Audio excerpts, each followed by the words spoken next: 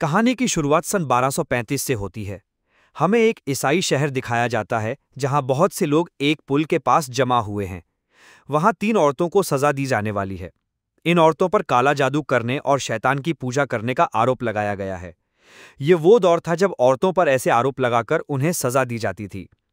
सिपाही उन 3 औरतों के गले में रस्सी डाल देते हैं। एक व्यक्ति जिसके हाथ में एक पुरानी किताब है उनसे कहता है, अगर तुम सब अपने गुनाह कबूल कर लो तो तुम्हारी आत्मा को माफी मिल जाएगी। उनमें से एक औरत जो बहुत रो रही थी और अपनी जान की भीख मांग रही थी कहती है, हाँ मैं कबूल करती हूं, मैंने शैतान की पूजा की और काला जादू करने की कोशिश की। दूसरी औरत कहती है, मैंने सिर्फ दवाइयां बनाई और बेची, मैंने कभी काला जादू नहीं किया। लेकिन जो तीसरी औरत थी उसे बिल्कुल भी डर नहीं था। उसने पादरी की ओर देखते हुए कहा, तू नरक में जलेगा।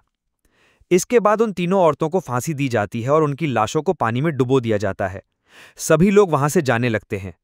तब पादरी सिपाहियों से कहता है, हम इन्हें ऐसे नहीं छोड़ सकते, हमें इन लाशों को बाहर निकालना होगा ताकि मैं अपनी सालों पुरानी किताब से मंत्र पढ़ सकूं। लेकिन सिपाही कहते हैं, अब ये दोबारा जिंदा नहीं होंगी, और वहां से चले जाते हैं। पादरी को इस शाप के बारे में पता था, इसलिए शाम को वो अकेले ही उन लाशों को एक एक करके पानी से बाहर निकालने लगता है और उन पर मंत्र पढ़कर शुद्धिकरण करने की कोशिश करता है। जब वह तीसरी लाश को बाहर निकाल रहा होता है तो लाश का वजन इतना ज्यादा होता है कि पादरी खुद भी पानी में गिर जाता है।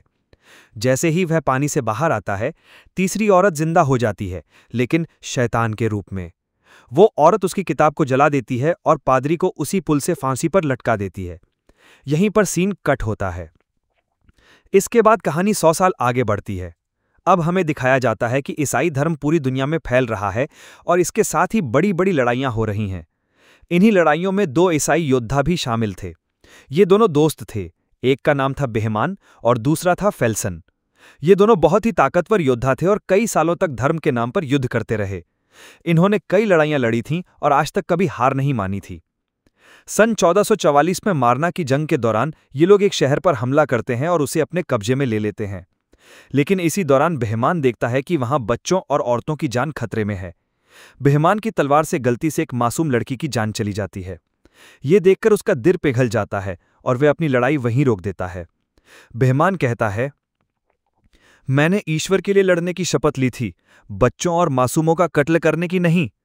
ग्रैंड मास्टर गुस्से में जवाब देते हैं, तुम वही करोगे जो चर्च की मर्जी होगी, तुम एक मामूली सिपाही हो। ईश्वर की आवाज मेरे कानों में गूंजती है। इस पर बेहमान गुस्से में कहता है, शायद वो ईश्वर की आवाज नहीं है जो आपके कानों में गूंज रही है। बेहमान और फेल्सन चर्च को छोड़ने का फैसला कर लेते हैं। ग्रैंड मास्टर उन्हें धमकी देता है, तुम दोनों ऐसे यहां से नहीं जा सकते, तुम्हें अपना वादा पूरा करना होगा। लेकिन कोई भी उन्हें रोक नहीं पाता। दोनों वो जगह छोड़ देते हैं और बागी बन जाते हैं, क्योंकि उन्होंने चर्च के नियम तोड़ दिए थे। इसके बाद 1 महीने तक वो अपने लिए कोई नया ठिकाना ढूंढने में लगे रहते हैं। फिर एक दिन जब ये लोग समंदर के किनारे से गुजर रहे थे तो इन्हें कुछ मवेशी बिना चरवाहे के भटकते हुए मिलते हैं। आगे चलकर इन्हें एक घर नजर आता है। जब ये लोग उस घर के अंदर जाते हैं तो वो घर खाली होता है। घर की तलाशी लेने पर इन्हें घर के मालिक का पता चलता है। वहां एक औरत बुरी हालत में पड़ी होती है और उसका पति बिस्तर पर मरा हुआ मिलता है। दोनों एक खतरनाक बीमारी के कारण अपनी जान गंवा चुके थे। उनका पूरा शरीर बीमारी की वजह से बिगड़ चुका था। बेहमान और फेल्सन उस घर को जला देते हैं ताकि बीमारी फैलने से रोकी जा सके।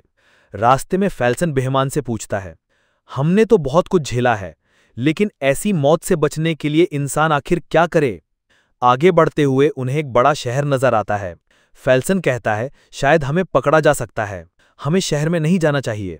लेकिन बेहमान कहता है, हमें खाने का सामान और अच्छे घोड़े की जरूरत है ताकि हम लंबा सफर तय कर सकें। मजबूरी में वो दोनों उस शहर में जाने का फैसला करते हैं। शहर में पहुंचते ही बेहमान और फेल्सन अजीब हालात देखते हैं। यहाँ के लोगों का हाल बहुत बुरा था। गलियों में लाशें पड़ी थीं, लोग रो रहे थे, चिल्ला रहे थे और अपने गुनाहों से माफी मांग रहे थे। कुछ लोग तो खुद को मार रहे थे। फेल्सन कहता है, आखिर ये कैसा पागलपन है? तभी पास ही खड़ा एक आदमी उसकी बात सुन लेता है और जवाब देता है, ये महामारी है, एक ऐसी बीमारी जिसका कोई इलाज नहीं है। ये बीमारी पिछले 3 साल से यहाँ फैली हुई है। इसकी वजह से हर 4 में से 1 आदमी मर रहा है। उस आदमी का नाम इकबाल था।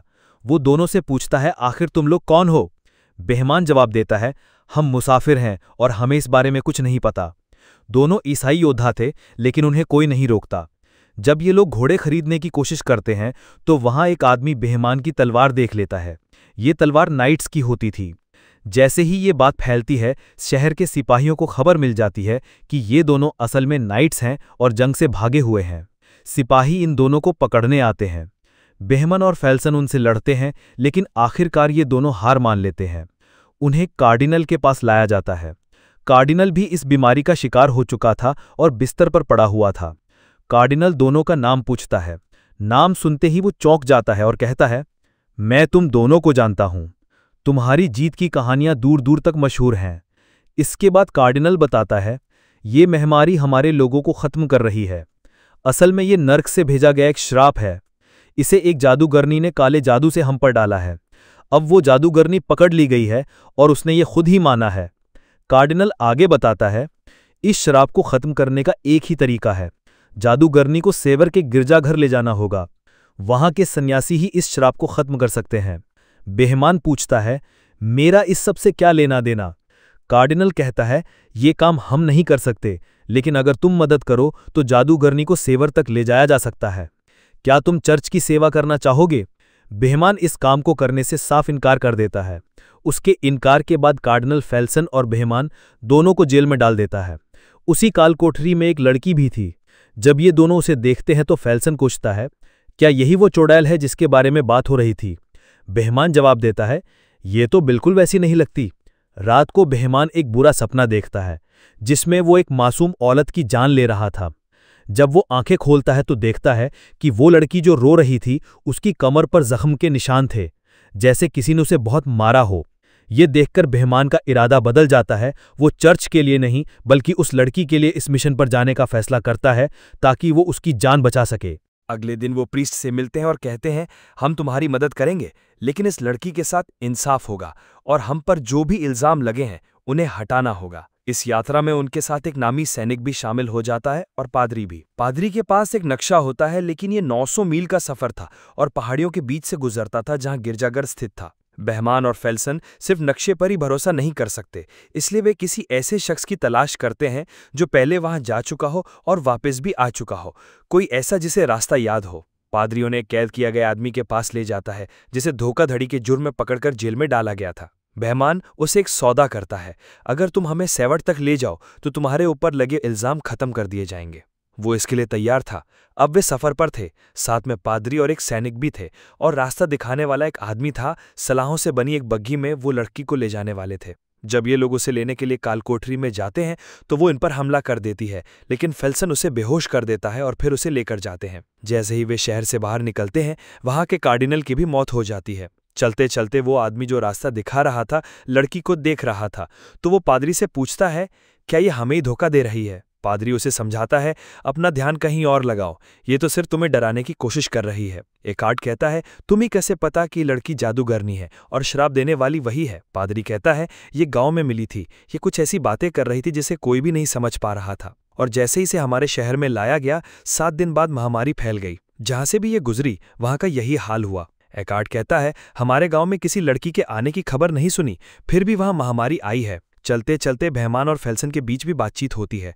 फेल्सन कहता है, कोई हमारा पीछा कर रहा है। जब वे रुकते हैं तो उसे पकड़ लेते हैं। पादरी कहता है, ये कार्डिनल के यहाँ काम करने वाला एक मुल्जिम है, इसका नाम के है। बेहमान कहता है, अच्छा यही होगा कि तुम यहाँ से चले जाओ, लेकिन के कहता है, नहीं, मैं तुम लोगों के साथ जाना चाहता हूँ, तुम सबकी सेवा करना चाहता हूँ, बदले में आप मुझे एक नाइट बना देंगे। फेल्सन उसे हंसी में उड़ा देता है, लेकिन फिर कुछ देर बाद एक लड़ाई होती है जिसमें वो फेल्सन को हरा तो नहीं सकता, लेकिन उसका डटकर मुकाबला करता है। इस बात से बेहमान उसे प्रभावित हो जाता है और उसे अपने साथ इस सफर में शामिल कर लेता है। रात को बेहमान और फेल्सन की लड़ाइयों की तारीफ की जाती है। जब बेहमान लड़की को खाना और कंबल देने जाता है तो वो लड़की उससे कहती है, तुम बाकी सबकी तरह नहीं हो, तुम अच्छे इंसान हो। फिर वो पूछती है, सेवर में मेरे साथ क्या होगा? बेहमान जवाब देता है, इंसाफ होगा। लड़की एक कहानी सुनाती है, हमारे गांव में एक औरत पर काले जादू का इल्जाम था। लोगों ने उसके जेबों में पत्थर भर दिए और उसे पानी में डुबो दिया। उन्होंने कहा था कि अगर ये औरत डूबी तो ये एक इंसान है और अगर नहीं डूबी तो ये एक चुड़ैल है। वो औरत नहीं डूबी और उसे जिंदा जला दिया गया। बेहमान उसे भरोसा दिलाता है, हमारे साथ ऐसा कुछ नहीं होगा, और साथ ही वो पादरी की तरफ इशारा करती है। बेहमान पूछता है, क्या पादरी ने तुम्हें चोट पहुंचाई? लड़की सिर हिलाकर जवाब देती है, हाँ। जब बहमान वापस आता है तो पादरी उससे पूछता है, उसने तुमसे क्या कहा? बहमान कहता है, तुम क्यों जानना चाहते हो? पादरी उसे समझाता है, उससे अपने दिल के राज मत बताना और ना ही उसकी बातों पर विश्वास करो। वो बहुत चालाक है, वो हमें आपस में लड़वा सकती है। फिर रात बिताने के लिए वे जंगल में रुकते हैं। पादरी सबसे कहता है कि हमें पहरा देना होगा, तो एकहाट पहले पहरा देता है। वो लड़की की तरफ देख रहा था। कुछ घंटे बाद जब पादरी उसके पास आता है तो एकहाट कहता है, ये लड़की मुझे मेरी बेटी की तरह लग रही है। ये सुनते ही लड़की उदास हो जाती है। जैसे ही एकहाट जाने वाला था, लड़की रोने लगी। वो कहती है, मुझे इस पादरी के साथ अकेला मत छोड़ो। एकहाट पूछता है, तुम्हें इससे डर क्यों लगता है? लड़की एकहाट को पकड़ लेती है, उसे बचाने की कोशिश करते हुए। जैसे ही पादरी आगे आता है, लड़की पादरी का हाथ जख्मी कर देती है और उसके गले से चाबी ले लेती है और वहां से भाग जाती है। ये शोर सुनते ही बहमान, फेल्सन और केवा पहुंचते हैं और पादरी से पूछते हैं कि क्या हुआ। तो पादरी बताता है कि वो लड़की भाग गई। वे सभी पास के गांव में जाते हैं ताकि उसे पकड़ सकें। उस गांव में भी महामारी फैल चुकी थी। वहां ज्यादा लोग नहीं थे और जो थे वो बीमार थे। फिर लड़की अपनी शक्तियों का इस्तेमाल करने की कोशिश करती है। जैसे ही एकहाट को वो अपनी बेटी की तरह लगती है, वो उसकी ओर बढ़ता है तो के को लगता है कि शायद वो उसे मारने के लिए बढ़ रहा है। वो अपनी तलवार आगे करता है और इस वजह से एकहाट की मौत हो जाती है। ये देखकर के बहुत घबरा जाता है और बार बार कहता है कि ये मैंने क्या कर दिया। ये रुक नहीं रहे थे, मैंने इन्हें बहुत कहा, लेकिन वो मुझे मीरा पुकारते हुए बढ़ रहे थे। इसी बीच वो लड़की भी मिल जाती है। वो रोते हुए कहती है, मुझे वापस मत ले जाओ, मुझे वहां से भागना पड़ा क्योंकि वो मेरे साथ बुरा करता था। असल में उसका मतलब पादरी की मौत से था और सभी बहुत दुखी थे। अगली सुबह लड़की को वापस बग्गी में कैद कर लिया जाता है और वे फिर से सेवर की ओर अपना सफर शुरू करते हैं। मगर जाने से पहले पादरी बहमान से कहता है, तुम और बाकी सब लोग अपनी लिखी बातें जादूगरनी के सामने मत करना, क्योंकि वो इन बातों का इस्तेमाल हमारे खिलाफ कर सकती है। कल रात एकहाट अपनी बेटी के बारे में बात कर रहा था और जादूगरनी ने वो सुना। चलते चलते वे लोग रस्सी और लकड़ी के पुराने पुल के सामने रुक जाते हैं। एक आदमी कहता है कि वो 9-10 साल पहले यहाँ आया था, तब ये पुल ठीक ठाक स्थिति में था, लेकिन अब यह बहुत कमजोर हो चुका है। इसे पार करना खतरे से खाली नहीं, खासकर जब उनके पास भारी बग्गी हो। फिर भी वो पुल पार करने का फैसला करते हैं और बग्गी को रस्सी से बांधकर धीरे धीरे आगे बढ़ाते हैं। इस दौरान पुल टूटने लगता है और के मरते मरते बचता है, लेकिन लड़की उसकी जान बचा लेती है। किसी तरह वे पुल पार कर लेते हैं, लेकिन जैसे ही वो दूसरी तरफ पहुंचते हैं, पुल पूरी तरह टूट जाता है। पुल पार करने के बाद वे एक खतरनाक जंगल में दाखिल हो जाते हैं, जहां रास्ता बिल्कुल भी साफ नहीं दिख रहा था। मजबूरी में वे जंगल में रात बिताने का फैसला करते हैं। रात में बेहमान लड़की के पास जाता है और उसे धन्यवाद देता है कि उसने पुल पर उसकी जान बचाई, लेकिन लड़की ऐसी बातें करने लगती है जिससे बेहमान को उस पर शक होने लगता है। रात के बीच में बेहमान की नींद खुल जाती है क्योंकि वह एक बुरा सपना देख रहा था। जागने पर वह देखता है कि एक आदमी हथियार लेकर बग्गी के पास खड़ा है। बेहमान उसे देखकर चौंक जाता है और वह कहता है, इसकी वजह से हम सब मारे जाएंगे, इसे मार डालो, इससे छुटकारा पाओ, कोई हमें नहीं रोकेगा। तभी फेल्सन वहां आता है और उस आदमी के हाथ से हथियार छीन लेता है। उसी समय लड़की उनकी बातें सुन रही होती है। अचानक वह भेड़ियों जैसी आवाजें निकालने लगती है। इससे पहले कि कोई कुछ समझ पाता, भेड़िए उन पर हमला कर देते हैं। भेड़ियों से भागते समय एक मार्क उनका शिकार बन जाता है और वह उसे बचा नहीं पाते। इस बात से बेहमान बहुत दुखी होता है। अगली सुबह वह लड़की को मारने का फैसला करता है, लेकिन पादरी बीच में आकर कहता है, मैं तुम्हें ऐसा नहीं करने दूंगा। बेहमान उसे दूर धकेल देता है। तभी फेल्सन वहां आता है और बेहमान से कहता है, मंजिल पास है, हम ब्रिकेट पहुंच गए हैं। बेहमान अपना इरादा बदल देता है और गिरजाघर की ओर अपना सफर जारी रखता है। रास्ते में फेल्सन कहता है, जब ये सब खत्म हो जाएगा तो मैं उस जगह जाना चाहूंगा जहां मेरे जन्म हुआ था। जब वे गिरजाघर पहुंचते हैं तो देखते हैं कि वहां के सभी सन्यासी महामारी के कारण मर चुके हैं। फादर एक प्रार्थना की किताब उठाता है और अब वह अकेला ही बचा होता है। वह लड़की पर कुछ मंत्र पढ़ने की कोशिश करता है, लेकिन तभी लड़की का असली राज सामने आता है। वह सबका अतीत बयान करने लगती है। बेहमान को एहसास होता है कि वह अपने पापों को छुपाने के लिए एक मासूम लड़की की जान बचाने की कोशिश कर रहा है ताकि वह नर्क में ना जाए। लड़की कहती है, धर्म के नाम पर हुई लड़ाइयों में महामारी से ज्यादा लोग मारे गए। तभी पादरी को समझ आता है कि यह लड़की जादूगरनी नहीं है, बल्कि इसके शरीर पर एक डेमन का कब्जा है। पादरी उस पर भूत भगाने का अनुष्ठान करने लगता है, लेकिन डेमन धीरे धीरे अपने असली रूप में आने लगता है। वह सभी सलाखों को जलाकर वहां से उड़ जाता है और गिरजाघर के अंदर चला जाता है। यहां सभी को समझ आता है कि असल में यह डेमन चाहता था कि हम इसे सेवियर लेकर आएं। यही वजह थी कि इसने एक हार्ट और एक मार्क को मार डाला, क्योंकि वह इसके रास्ते में आ रहे थे। जब ये लोग गिरजाघर में पहुंचते हैं तो देखते हैं कि वहां के सभी सन्यासी मर चुके थे। वे सालों से किताब की नकल बना रहे थे, क्योंकि डेमन को सिर्फ इसी किताब से खत्म किया जा सकता था। अब पादरी के पास जो किताब थी वह दुनिया की आखिरी किताब थी, उसी से डेमन को खत्म किया जा सकता था। बेहमान पादरी से कहता है, तुम्हें यह लड़ाई अकेली लड़नी होगी। फेल्सन पूछता है, हम शैतान से लड़ रहे हैं या इस लड़की को बचा रहे हैं? बेहमान जवाब देता है, दोनों ही। जब वे गिरजाघर के अंदर जाते हैं तो शैतान उनके सामने आता है। बेहमान पादरी से कहता है कि वे अपने भूत भगाने की प्रक्रिया शुरू करें। शैतान अपनी शक्तियों का इस्तेमाल करता है और चीजों को हवा में उठाकर इन पर फेंकने लगता है। कुछ देर बाद जितने भी सन्यासी वहां मरे पड़े थे वे गायब हो जाते हैं और शैतानी शक्तियां उनके शरीर पर कब्जा कर लेती हैं। अब वे लोग शैतान के गुलाम बनकर इन पर हमला करते हैं। पादरी किताब पढ़ रहा होता है, लेकिन तभी शैतान उसे मार डालता है। वह किताब जमीन पर गिर जाती। फिर फेल्सन आता है और डेमन से लड़ने लगता है, लेकिन डेमन उसे जला देता है। के किताब को ले लेता है और उसे आगे पढ़ने लगता है। जैसे ही शैतान उस पर हमला करने वाला था, बेहमान आता है और उसे रोकता है। वह उसके दोनों पंखों दीवार से लगा देता है। डेमन अपनी शक्तियों का इस्तेमाल करता है और बेहमान को मारने की कोशिश करता है, लेकिन वह हार नहीं मानता। जब मंत्र पूरा होता है तो डेमन नर्क में वापस चला जाता है और वह मासूम लड़की अपने असली रूप में आ जाती है। इस लड़ाई में सिर्फ के और वह लड़की बच जाते हैं, बाकी सभी मारे जाते हैं। वे दोनों उन सभी को वहीं दफनाते हैं। फिर लड़की बेहमान और उसके साथियों का शुक्रिया अदा करती है, क्योंकि उन्होंने उसकी जान बचाई और उसे अंधेरे से निकाला। वह के साथ उम्मीद के साथ चली जाती है और यहीं इस कहानी का अंत होता है।